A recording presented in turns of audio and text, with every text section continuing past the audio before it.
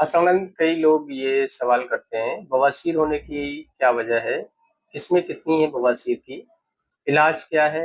एहतियात या परहेज़ किन चीज़ों से करनी चाहिए? आज इस पर बात करेंगे।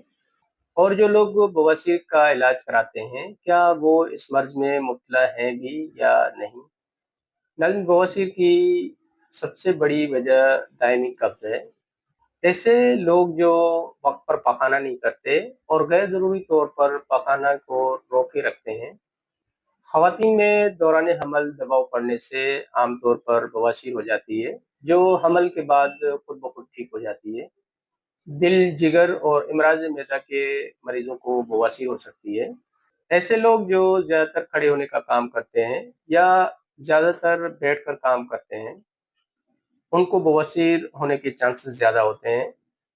ज़्यादा मिर्च और मसालेदार चीज़ें खाने के शौकीन हज़रात और बाज़ारी खाना खाने वाले लोगों को भी इस मर्ज़ की शिकायत हो जाती है। बवासीर की अगर दर्जाबंदी की जाए तो पहले दर्जे में सिर्फ़ मकद से जलन के साथ खून खारिज होने लगता है और मुकामे मकद में गर्मी का एहसास होने लगता है।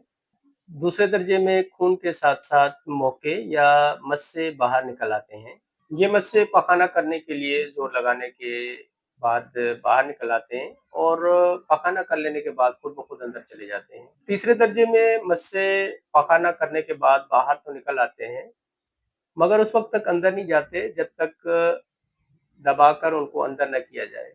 चौथे दर्जे में बवासीरी मस्से मुस्तकिल तौर पर बाहर निकले रहते हैं।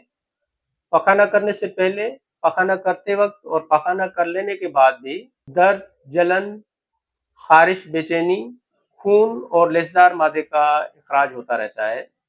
अक्सर लोग फेस्टुला और फिशर को भी बवासीर समझते हैं। इन दोनों में और बवासीर में क्या फ़र्क है? नेक्स्ट वीडियो में एहतियात, परहेज़ और आसान इलाज के बारे में बात करेंगे। अपना ख़्याल रखें। अल्लाह हाफ़िज़।